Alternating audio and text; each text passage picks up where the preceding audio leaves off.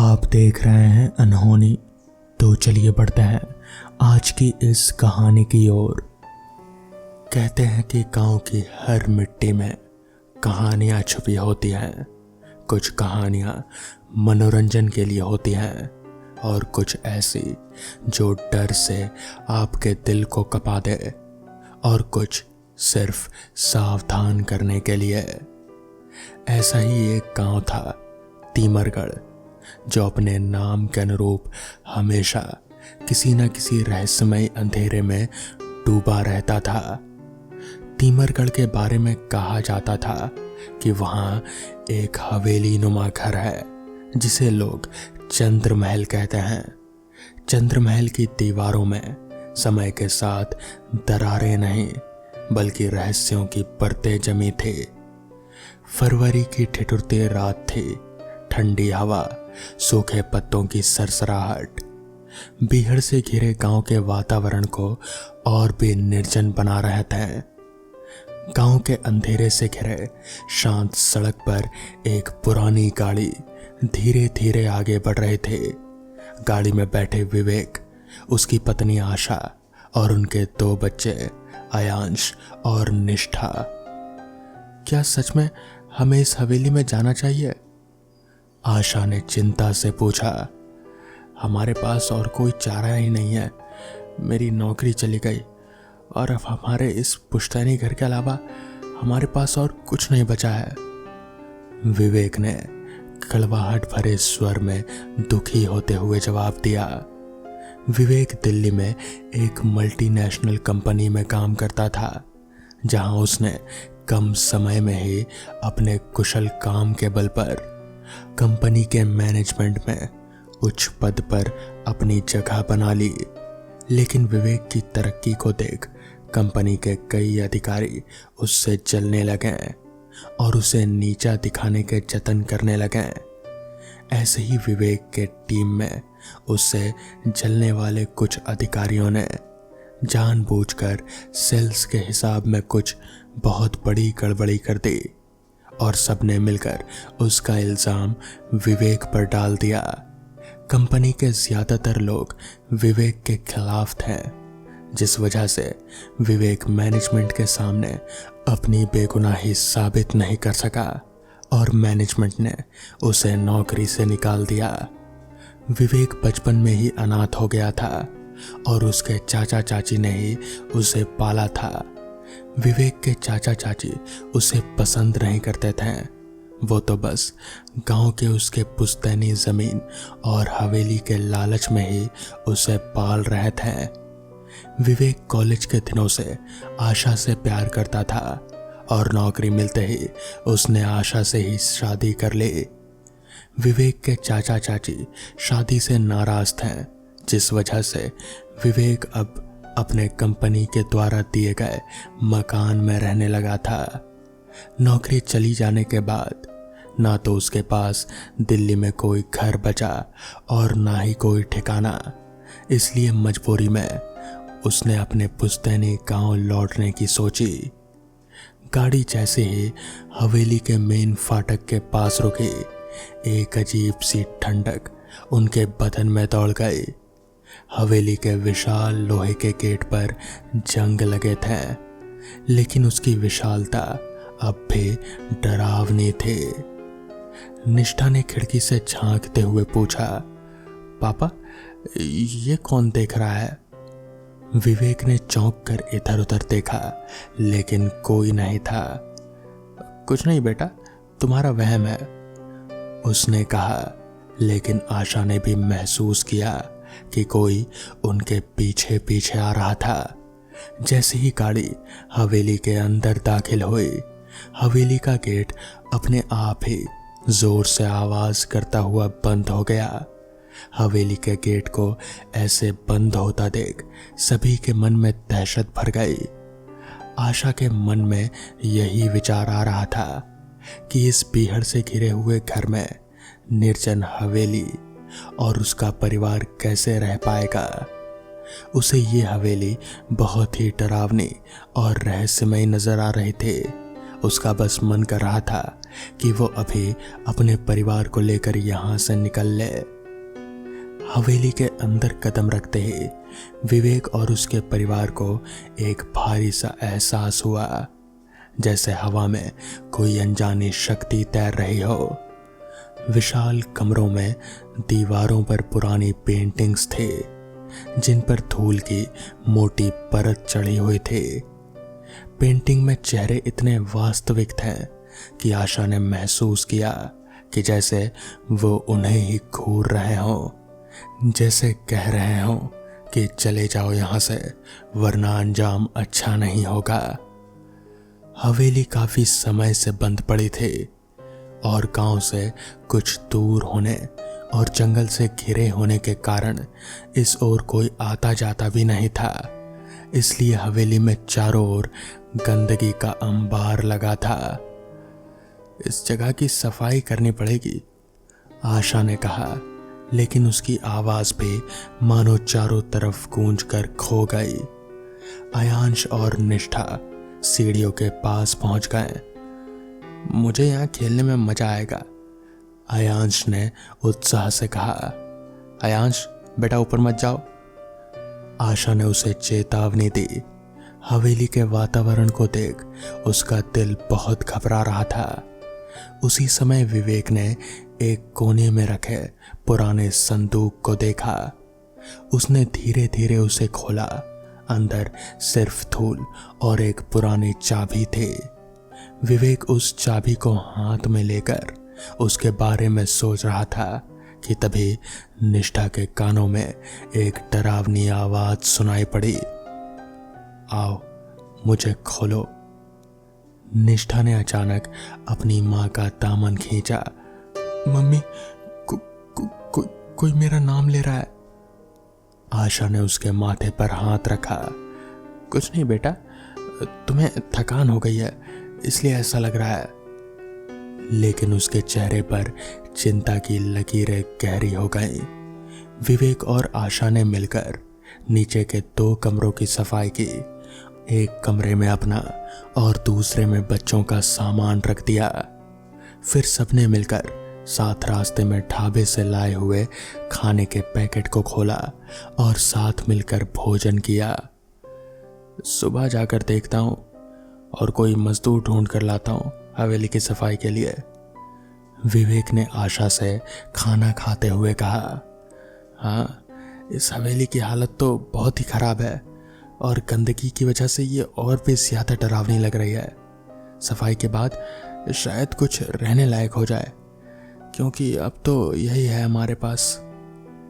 आशा के चेहरे पर निराशा के भाव थे। खाना खत्म करने के बाद सभी अपने अपने कमरों में सोने चले गए। हवेली के बाहर स्याह काली रात चारों ओर छाई हुई थी और धीरे धीरे उसका स्याहपन गहराता जा रहा था, जैसे वो पूरी हवेली को अपने आगोश में समा लेने को आमादा हो। रात होते ही हवेली की असली भयानकता सामने आई। विवेक और आशा अपने कमरे में सोने की तैयारी कर रहे थे। उनका कमरा ऊपर जाने वाली सीढ़ियों के पास था। जैसे ही विवेक ने लाइट बंद की, सीढ़ियों पर किसी के भारी कदमों की आवाज गूंजने लगी और दरवाजे के पास से एक अजीब सी सरसराहट हुई।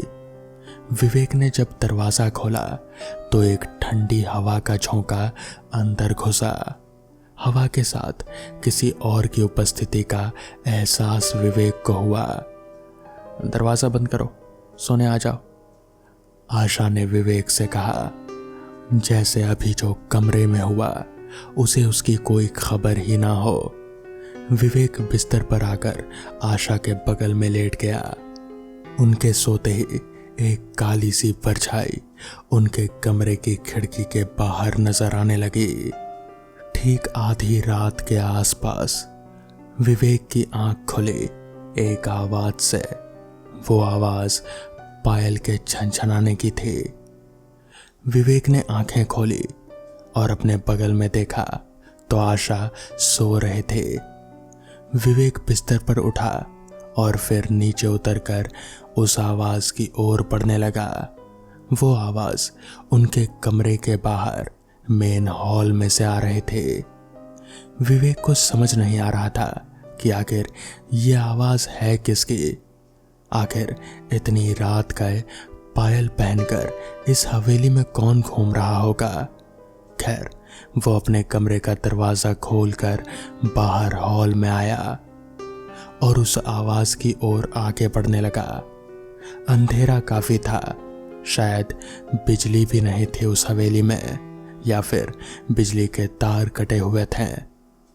विवेक अंधेरे में ही उस आवाज का पीछा करने लगा।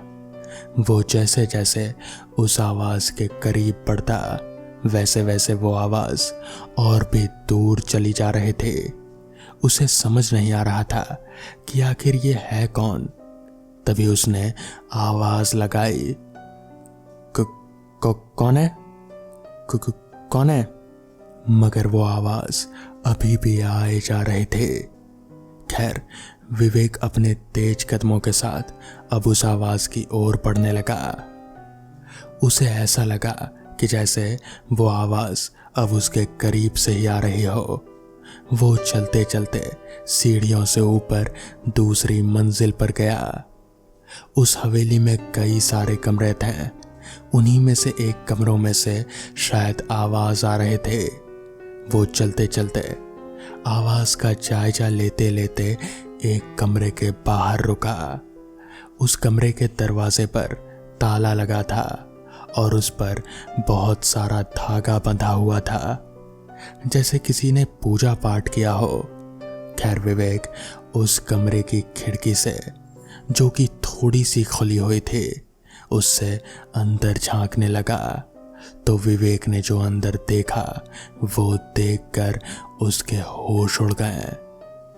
उसने देखा कि वहां पर एक लड़की है जो कि पैरों में पुश्तैनी पायल, जो कि बहुत ही मोटे मोटे घुंघरू वाले पायल होते हैं, वो पहनकर पूरे कमरे में नाच रही है, जैसे कि नृत्य कर रही हो। विवेक ये सब देखकर बहुत ज्यादा घबरा गया। उसे समझ नहीं आ रहा था कि ये लड़की है कौन और यहाँ इस बंद कमरे में क्या कर रही है। मगर तभी उस लड़की का चेहरा विवेक की ओर घूमा और विवेक उसका चेहरा देखकर एकदम से पीछे की ओर हो गया, क्योंकि उस लड़की का चेहरा बहुत ही ज्यादा डरावना था। उसका गला आधा कटा हुआ था और कटकर कंधे की तरफ लटका पड़ा था। ये नज़ारा देखकर तो विवेक के पैर हाथ जैसे थरथराने लगे। उसे कुछ समझ नहीं आ रहा था कि ये क्या भला है, मगर वो इतना समझ गया था कि ये हवेली कोई मामूली हवेली नहीं है। मगर इतनी रात का वो कुछ कर भी नहीं सकता था। वो चुपचाप दबे कदमों से होते हुए अपने कमरे में वापस आया और पलंग पर जाकर दुबक कर लेट गया। जैसे तैसे सुबह हुई और फिर उसी सुबह विवेक और उसका परिवार, उन्होंने उस हवेली को हमेशा हमेशा के लिए छोड़ दिया। बाद में विवेक को पता चला कि दरअसल वो महल उनके पूर्वजों का हुआ करता था। उन्हीं में से उनके एक पूर्वज राजा समरवीर सिंह थे। वो थोड़े अजीब किस्म के राजा थे, बहुत ही क्रूर, और उनका दिमाग भी कुछ सही नहीं रहता था। एक बार उनके दिमाग में पता नहीं क्या चल रहा था। उनके सामने एक लड़की नृत्य कर रहे थे, पैरों में मोटे मोटे घुंघरू पहनकर। उनके दिमाग में पता नहीं क्या आया। उन्होंने अपना तलवार उठाया और उस लड़की की गर्दन पर चला दिया। उस लड़की की गर्दन आधी कटकर उसके कंधे पर लटक गई और खून का फव्वारा निकल उठा। राजा को इस बात का कोई पछतावा नहीं था कि अभी अभी उन्होंने एक निर्दोष की बेरहमी से हत्या कर दी। वो वहां से उठकर सीधे अपने कक्ष में चले गए। उस दिन के बाद से ही राजा समरवीर सिंह का बुरा दिन जैसे शुरू हो गया। उनकी पत्नी मारी गई और फिर कुछ दिनों बाद ही उनके हाथ से साम्राज्य भी निकल गया, जिसके कुछ दिन बाद वो भी अजीब तरीके से मारे गए। किसी को नहीं पता कि उनके साथ क्या हुआ। तब से कहते हैं कि वो महल भूतिया है। आज भी उस लड़की की आत्मा उस महल में नृत्य करती रहती है। तो दोस्तों, ये थी आज की पहली कहानी। तो चलिए बढ़ते हैं आज की दूसरी कहानी की ओर। 9 जून 1925। मैं अपनी पहचान के बारे में कुछ बता नहीं सकता। बताऊं भी तो क्या, कोई नाम ही नहीं, कोई जानने वाले ही नहीं। जब आंख खोले तो खुद के सर पर एक चोट का निशान पाया और जेब में बस कुछ पैसे थे और पुरानी यादें सब कुछ जैसे मिट चुकी थी। कुछ भी याद नहीं आ रहा था। काफी दिन तक मैंने किसी वैद्य के पास जाकर इलाज करवाया और उसके बाद फिर इधर उधर भटकता रहा। मेरी हालत कोई बढ़िया नहीं थी। खाने के लाले थे, जेब में पैसे भी अब खत्म होने को चले थे। भीख मांगने तक की हालत हो चुकी थी। उसी में ही जैसे तैसे गुजारा लेना पड़ रहा था। मेरी हालत पर कुछ लोग मुझे यही कहते थे कि शायद मेरे किसी पाप की वजह से मेरी ऐसी हालत हुई है और हरिद्वार जाने से मेरे पापों का प्रायश्चित हो सकता है। इसी वजह से 1 साल पहले मैं धर्म नगरी हरिद्वार में आया था। मेरे पाप धुले या नहीं ये तो मुझे नहीं मालूम, लेकिन यहाँ आकर मुझे बहुत से साधु लोग मिले। ये साधु लोगों में से बहुत से बूढ़े और कुछ जवान थे। इनका एक दल था जो कि केदारनाथ और बद्रीनाथ जा रहे थे। इन्होंने मुझे देखा और कहा कि मैं भी इनके साथ ही चल पड़ूं। मैंने भी सफर का रास्ता चुना और तीर्थ यात्रा करने के लिए निकल पड़ा। उत्तर प्रदेश के पहाड़ी इलाके गढ़वाल में पड़ने वाला ये अति सुंदर शहर आदिकाल से ही अपनी रमणीक नजरों और शांत वातावरणों के लिए मशहूर रहा है। हम लोग भोलेनाथ का नाम जपते जपते पैदल यात्रा करते रहे। जहां रात पड़ती उधर ही पड़ाव डालते हैं। अपने साथ थोड़ा राशन लेकर चलते थे ताकि खाना बनाकर रात को विश्राम कर सकें। हमारे साथ अन्य तीर्थयात्री भी थे जो कि आम लोग थे, कुछ स्त्रियां और कुछ मर्द, ज्यादातर बूढ़े और कुछ अधेड़ लोग थे, जिनमें से बूढ़े इस वजह से जा रहे थे कि तीर्थ यात्रा के दौरान ही अगर मर जाएं तो वहां इस दुख नगरी जगत से छुटकारा पा जाएंगे, और अधेड़ लोग इस तीर्थ यात्रा के सुकून और मौज मस्ती की वजह से जा रहे थे। मुझे याद है एक दिन जब हम रुद्रप्रयाग के सुंदर शहर से गुजर रहे थे तो रास्ते में एक गांव में ठहर गए थे।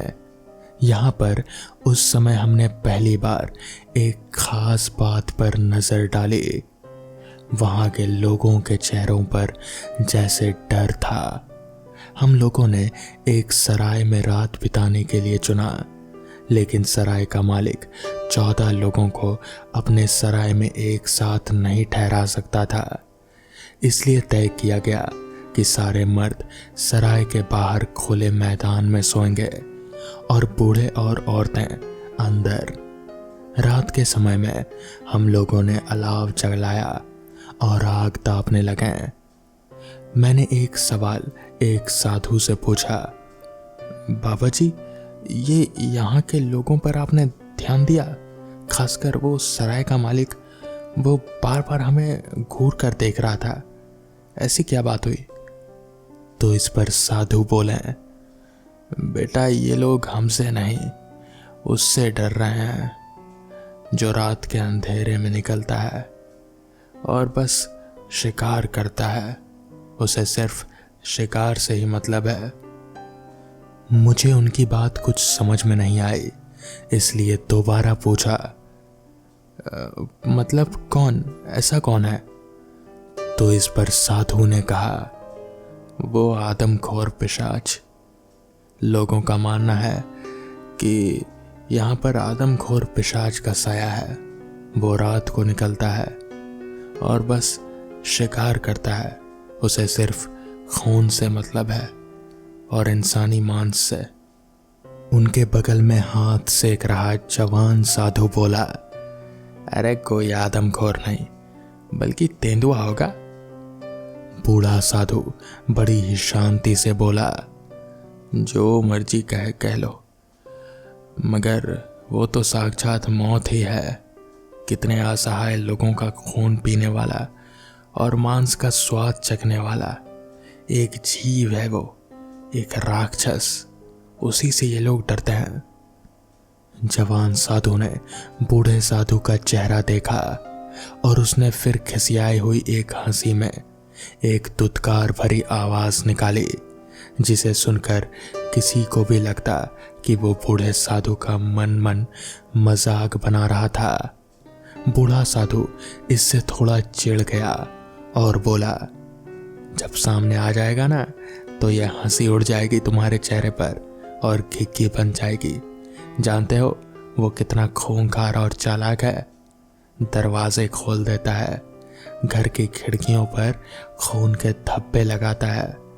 तुम नहीं जानते, हो भी सकता है कि यह आदमखोर वाली बात सच हो। मैं नहीं कहता कि मैं मानता हूं, मगर मैं इसे धुतकारता भी नहीं हूं। युवा साधु, जो कि अभी तक खिखिया रहा था, उसके जवान खून ने उबाल मारा। जवान तो था ही, बुढ़ापे का ज्यादा रूप वैसे भी जवानी सहन नहीं कर सकती। उसने बूढ़े के सामने गुस्से के मारे अपना त्रिशूल जमीन पर गाड़ दिया और बोला, अरे ताऊ, अगर कोई तेंदुआ या आदमखोर जो भी है वो अगर आया ना तो इसी त्रिशूल से उसके टुकड़े कर दूंगा। अब ये तो मालूम नहीं कि जवान साधु किस प्रकार की शक्ति का स्वामी था, लेकिन एक बात थी कि उसके दावे में जैसे बड़ा चमत्कारी प्रभाव था।